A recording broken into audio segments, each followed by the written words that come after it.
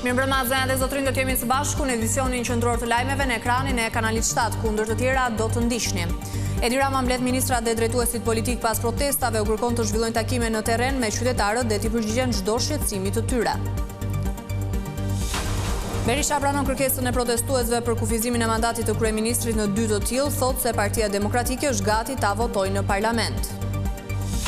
Kryeministri kritikon kryebashkiakët e Majt, disa nga drejtuesit e pushtetit vendor braktisin detyrën dhe vinë në Tiranë, kësaj praktike duhet i jepet fund.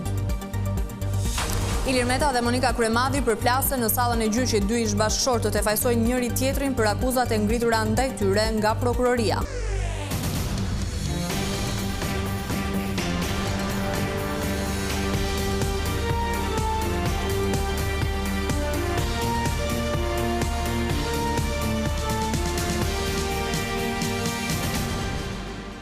Vjojmë mëngjesisht me lajmet. Kryeministri Edi Rama mblodhi mëngjesin e kësaj të mërkure në Selin Roz ministrat dhe drejtuesit politik. Ai kërkoi më shumë angazhim në terren për t'u përgjigjur shqetësimeve të qytetarëve. Porositë e Ramos vijnë pas protestave të të rinjve në bulevard, të cilët i kërkojnë dorëheqjen. Kjo e mërkure gjeti kabinetin qeveritar dhe drejtuesit politik të Partisë Socialiste në një mbledhje në Selin Roz, e kërkuar nga kryeministri Edi Rama. Për më shumë se një orë, kreu i qeverisë adresoi një sër çështjesh, me fokus protestat për çështjen e Zvërnecit. Një luftë digjitale u cilësua situata aktuale nga vetë Rama, i cili u shpreh se algoritmet e protestës nuk mund të zëvendësojnë punën në terren dhe kontaktin e drejt për drejt me qytetarët. Pikërisht në këtë drejtim u përqendruan dhe porositë e tij për drejtuesit politik dhe ministrat, të cilëve u kërkoi të jenë më aktiv në rrjetet sociale sa i përket tubimeve qytetare. Gjithashtu, burime nga mbledhja bëjnë me dije se kreu i qeverisë kërkoi një koordinim më të shpejt mes ministrave dhe deputetëve për të adresuar problemet e qytetarëve, një çështje e cila u diskutua edhe në mbledhjen e grupit parlamentar të Partisë Socialiste, të mbajtur me dyert të mbyllura ditën e shtunë. Për Ramën, është me rëndësi që ligjvënësit të jenë aty për qytetarët dhe të njihen me çdo shqetësim të tyre, duke nisur nga problemet me infrastrukturën e deri tek shërbimet. Gjithashtu, Rama tha se zyrat e deputetëve duhet të jenë gjithmonë të hapura për banorët e zonave që mbulojnë, në mënyrë që ata të kenë mundësi të kontaktojnë me të zgjedhurit e tyre. Partia Demokratike është pro kufizimit të mandatit për kryeministrin në vetëm 2 të tillë. Sali Berisha tha se opozita është gati ta votojë në parlament kërkesën e protestuesve, edhe pse një vendim i tillë prek vetë Berishën, i cili ka qenë 2 herë në krye të qeverisë. Kryetari i Partisë Demokratike Sali Berisha përsëriti se mbështet kërkesat e protestuesve, duke nisur nga largimi i Edi Ramës e krijimi një qeverie teknike. Por në konferencën me gazetarët, Berisha specifikoi se mbështet edhe kërkesën e tyre që kryeministri të qëndrojë në detyrë vetëm 2 mandate për gjatë gjithë jetës politike të një individi. Kërkohet kufizimi i mandatit të kryeministrit në 2 mandate. Partia Demokratike është plotësisht dakord. Plotësisht dakord. Që nesër është e gatshme të votojë në parlament dhe të bëjë thirrje qytetarëve të votojë për një mas të tillë. Pse? Sepse u bë e qartë se Edi Rama nuk lejon rotacionin e pushtetit. Në një rast hipotetik, nëse kushtetuta ndryshohet për të vendosur kufizimin e mandateve për kryeministrin, siç e kërkojnë protestuesit, 2 mandate për gjithë jetën politike, kjo prek edhe vetë Berishën, i cili nuk mund të garojë më për postin e kryeministrit, pasi e ka mbajtur këtë detyrë nga viti 2005 deri në vitin 2013. Mbetet për të parë nëse vetë Berisha po paralajmëron që nuk do të garojë më për të qenë kryeministër i vendit. Ndërkaq nga ana tjetër, Berisha mbrojti protestuesit e veçanërisht Dritan Goxhajn, që 2 ditë më parë lexoi kërkesat e tyre, duke akuzuar kryeministrin Edi Rama se po përdor mjete të diktaturës komuniste kundër tyre. Edi Rama është shndruar në dajën e vet, rëmon si të thuash, domethënë më thonë, rëmon në biografinë e njerëzve në mënyrë më përverse, më të përçmuar, përpiqen të manipulojnë me dokumenta duke falsifikuar firma. Prej momentit që protestuesit lexuan një listë me kërkesa drejtuar qeverisë, kryetari i Partisë Demokratike Sali Berisha doli publikisht për të mbështetur kërkesat e tyre. Socialistët dhe demokratët debatuan këtë të mërkur në Komisionin e Reformës Territoriale. Opozita shpreu pak kënaqësi për ecurinë e mbledhjeve që sipas saj po ecin shumë ngadalë, ndërsa shumica garantoi se procesi do të përmbyllet brenda muajit korrik. Komisioni i posaçëm për reformën territoriale nisi me debate mesantarve. Në nisje të mbledhjes, opozita ngriti shqetësimin se afati për produktin final, që është muaj korrik, nuk do të kapet, pasi ecuria e komisionit po vijon me ritme të ngadalta. Nuk shkohet me raport dhe ai pëlqen apo si pëlqen seancës së raporti për ta shtyr apo jo. Duket qartësisht që ne në këto 20 ditë e kemi të pamundur të bëjmë atë plan që është miratuar në shkurt. Nëse ju merrni referencën në datën 15, ne ka 6 muaj që po punojmë part-time. Për shkak të Orexit, ti kryesisht. Por mazhoranca nuk ishte e të njëjtit mendim. Bashkëkryetari socialist Arbian Mazniku u shpreh se afatet janë vënë në bazë të ligjit, e për këtë arsye, ato duhet të zbatohen. Vendimi i cili krijon komisionin është një ligj i Republikës Shqipërisë dhe ka ca data dhe ca gjëra. Kaq. Mosdakortësitë mes palëve bën që demokratët dhe socialistët të debatonin me tone të ashpra.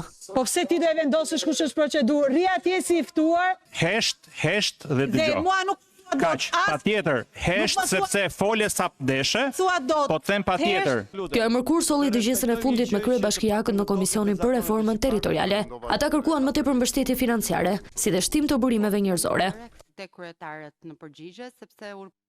Kryeministri Edi Rama u tregua i ashpër me drejtuesit e pushtetit vendor që sipas tij lënë detyrën dhe vinë në Tiranë, duke quajtur sjellje të papranueshme nga kryebashkiakët. Ai kërkoi që kësaj praktike të jepet fund një herë e mirë. Kryebashkiakët e Majt u përballën me kritikat e kryeministrit Edi Rama. Në eventin për infrastrukturën urbane, kreu i qeverisë, pa përmendur emra, kritikoi një pjesë të kryetarëve, të cilët lënë detyrën për të ardhur në Tiranë. Po e them në mënyrë kështu të butë për komunitetin, pasi nuk qëndrojnë në komunitet gjatë gjithë javës, por vinë në Tiranë edhe në ditët kur duhet jenë në krye detyrës atje. Është shumë e rëndësishme që kjo praktik të marrë fund. Nuk janë të gjithë, por janë disa. Kjo gjë nuk është e justifikueshme dhe nuk është e pranueshme. Ndërkohë, shefi ekzekutivit njoftoi përmirësime në transportin publik, ujësjellës dhe hapësirat urbane në kuadër të rilindjes urbane 2.0. Programi do të adresojë nevojën për të bërë një ndërhyrje gjithëpërfshirëse dhe për t'i dhënë përgjigje edhe atyre nevojave të mbetura të pa adresuara nga segmentet akoma të munguara të rrjetit përgjithshëm të ujësjelljes kanalizimit. Së dyti do të adresojmë nevojën për të çuar në një nivel tjetër transportin urban dhe ndërurban. Do të kemi një park logjistik i cili do të shërbejë bashkive për të gjitha ato punime të domosdoshme të mirëmbajtjes, pastrimit, hapjes kanaleve kulluese, të kanaleve ujitse. Në aktivitet, Rama shtoi se do të ketë financim për startupet për shkak të kërkesave të larta, ndërsa bëri të ditur se qeveria synon që zonat e populluara të mbulohen nga rrjeti 5G. Të zgjedhurit e Partisë Socialiste.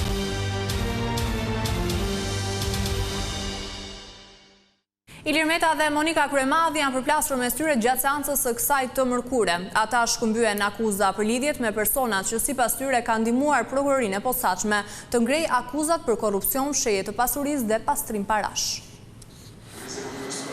Për herë të parë që nga nisja e gjyqit të tyre të përbashkët, Ilir Meta dhe Monika Kryemadhi shkëmbyen fjalë me njëri tjetrin.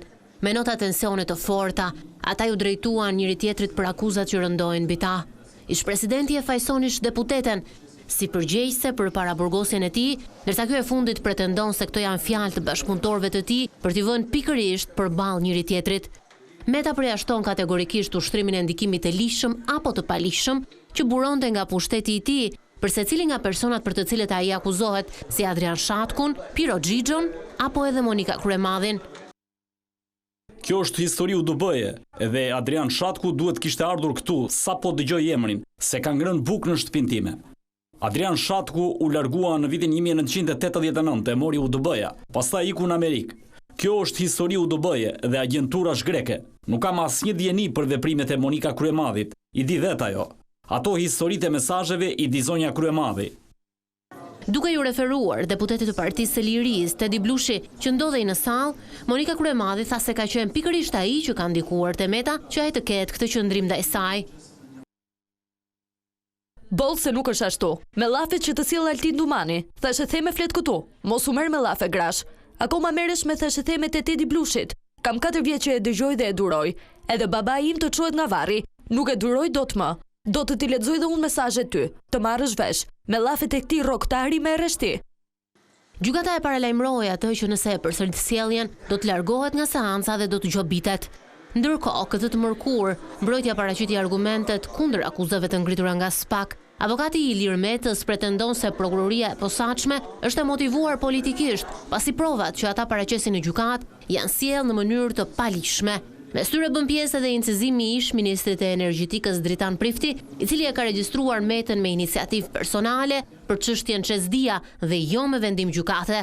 Po ashtu për episodin e lobingut, mbrojtja thotë se Ilir Meta nuk ka firmosur kontratën dhe as nuk ka autorizuar pagesat për të cilat SPAK pretendon se burojnë nga korrupsioni. Në fund, Kujtim Cakrani kërkoi dëshmitar kryeministrin Edi Rama, ish kryeparlamentari Gramoz Ruçi, kreun e grupit parlamentar Tauland Balla, Petrit Vasilin, Luan Ramën dhe disa nga përfaqësuesit e shoqërisë GSIS. Autori i vrasjes së 60 vjeçarit në Rogozhin ka pretenduar në sallën e gjyqit se e goditi me thik në kushtet e vetmbrojtjes, pasi ka dëgjuar palët, gjykata ka vendosur ta lërë në qeli pa fat të riun. Arrest me burg ka caktuar gjykata e Durrësit për 25 vjeçarin Meklan Meçaj, i dyshuar për vrasjen e fëmijët të tij 60 vjeçarit Rapush Mamolla. Ngjarja ndodhi mbrëmjen e 20 qershorit në lagjen Mollaj të Rogozhinës. Sipas hetimeve, konflikti mes dy fëmijëve ka nisur rreth orës 10 të darkës dhe ka degeneruar në përdorimin e mjeteve prerëse. Si pasojë e plagëve të marra, 60 vjeçari humbi jetën ndërsa autori pësoi lëndime të lehta në dorë. Pas ngjarjes, policia bëri të mundur identifikimin dhe arrestimin e autorit Meklan Meça. Ky i fundit në seancën për vlerësimin e masës së sigurisë, tha se ka vepruar për vetmbrojtje. Në atë ngjarje kam qenë unë dhe viktima. Ai më ka goditur i pari dhe unë kam mbrojtur veten time. Nuk kam dashur ta vras. Edhe mua më vjen keq. Unë nuk jam vrasës. Unë personalisht me atë personin nuk kam pasur asnjë konflikt, por kushëriri im ka pasur konflikte. Me mua nuk ka pasur asgjë. Nuk flisja me të. Nga të dhënat e deri tanishme dyshohet se krimi ka ndodhur pas një konflikti të çastit për motive të dobta. Një aksident i rënd rrugor ndodhi mëngjesin e kësaj mërkure në aksin Lezhë-Mab, ku humbi jetën një shtetas nga Kosova, ndërsa mbetën të plagosur rënd motra e tij dhe i biri. Automjeti me të cilin udhëtonte familja nga Kosova u përplas me një trailer, përpasoi njëri prej pasagerëve ndroi jetë në vendngjarje, ndërsa 2 të plagosurit u transportuan me urgjencë në Spitalin e Traumës në Tiranë, ku po marrin ndihmë mjekësore. Drejtuesi i trailerit u arrestua nga policia, ndërsa po vijojnë hetimet për të zbardhur rrethanat e aksidentit të rënd.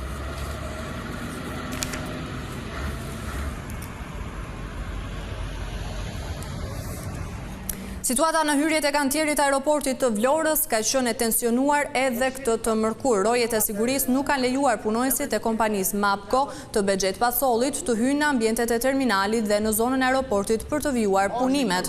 Kamionët e kompanisë 2A Group të Valon dhe Ademit vijojnë të mbajnë të bllokuar hyrjet në kantier. Në vendngjarje ka mbërritur edhe Emin Pasolli, presidenti i Mapco dhe vëllai i vogël i Bexhet Pasollit, i cili ka kërkuar ndërhyrjen e policisë të shtetit. Forcat e policisë kanë shkuar në kantier, por nuk kanë ndërmarrë veprime për zblokimin e situatës, duke argumentuar se janë në pritje të urdhrave dhe procedurave përkatëse nga organet kompetente.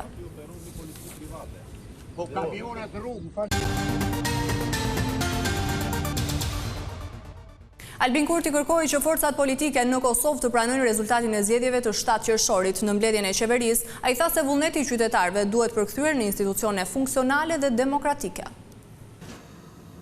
Kryeministri në detyrë i Kosovës, Albin Kurti, në mbledhjen e qeverisë pas zgjedhjeve parlamentare të 7 qershorit, u ndal te rezultati i procesit elektoral. Kosova nuk kishte nevojë për këto zgjedhje dhe ky rezultat e dëshmon këtë.